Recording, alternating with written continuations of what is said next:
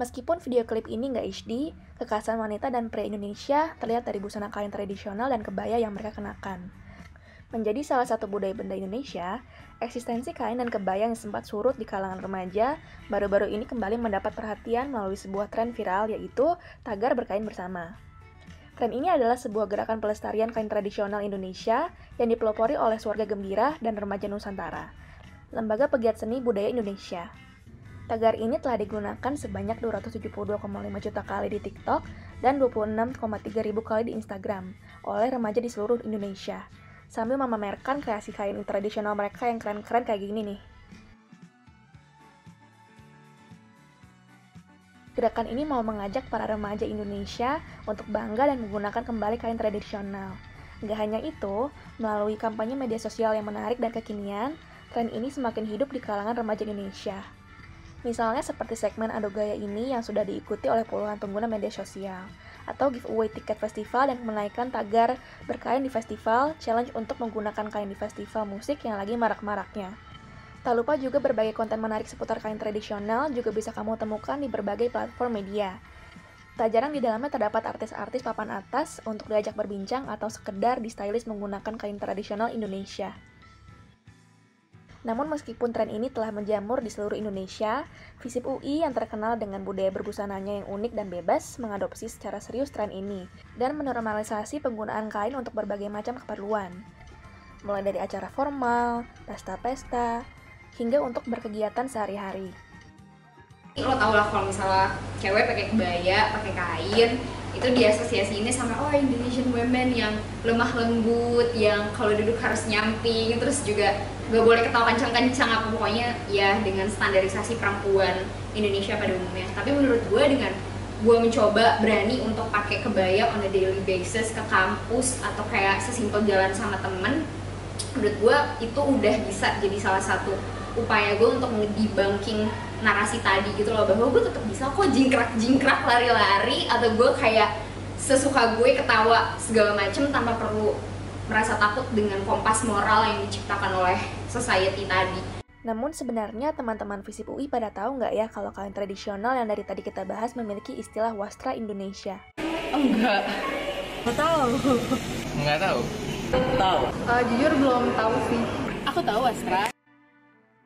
Wastra itu tuh aneka ragam kain Nusantara. Jadi itu mungkin yang kita tahu cuma sebatas batik, tapi sebenarnya ada banyak banget kain-kain Nusantara.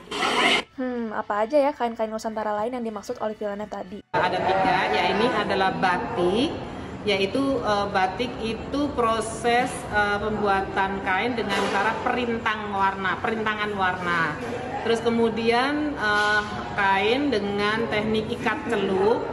Salah satunya adalah jumputan mungkin yang biasa dikenal. Terus kemudian tenun sendiri adalah benang-benang yang dirajut, benang horizontal dan vertikal sehingga menjadi sebuah kain. Gak cuma dari teknik pembuatannya, warna wastra juga menjadi pembeda asal daerahnya loh. Wastra pedalaman atau yang berasal dari Jogja Solo cenderung berwarna monoton hitam putih dari Jogja dan berbagai gradien coklat dari Solo. Sedangkan wastra dari daerah pesisiran cenderung berwarna cerah dan mencolok. Hal ini dipengaruhi oleh budaya orang zaman dulu, yang mana orang pesisir memiliki jiwa yang lebih bebas dan lebih dapat mengekspresikan diri daripada orang pedalaman yang cenderung berpegang erat pada tradisi dan budaya keraton. Selain warna, motif yang ada pada setiap kain memiliki filosofinya masing-masing juga loh. Misalnya kain khas Betawi, pakaian wajib para noni cantik ini memiliki motif pucuk rebung yang memiliki filosofi sebagai keseimbangan dalam kehidupan. Setelah mengetahui jenis-jenis wastra, kurang lengkap kalau kita nggak tahu cara pemakaiannya. Tenang saja, jangan takut kelihatan kuno, penggunaan wastra saat ini sudah modern banget dan bisa kamu mix and match dengan outfit dan aksesoris kekinian, seperti sneakers, kaos, atau apapun pokoknya yang nyaman buat kamu pakai sehari-hari. Kamu bisa nemuin banyak banget tutorial berkain yang keren di media sosial manapun. Salah satunya kayak gini nih. Keren dan modern banget kan? Tapi setelah ditonton, jangan lupa dipraktekin ya, biar teman-teman kamu ketularan. Tapi penasaran gak sih, kenapa kita perlu tahu semua hal ini? Pemilihan kain juga perlu dipelajari. Jadi bukan sembarang kain, perlu diketahui ini kain khas mana, dibuat oleh masyarakat daerah mana, karena supaya kita tahu bahwa ini bukan kain dari luar Indonesia.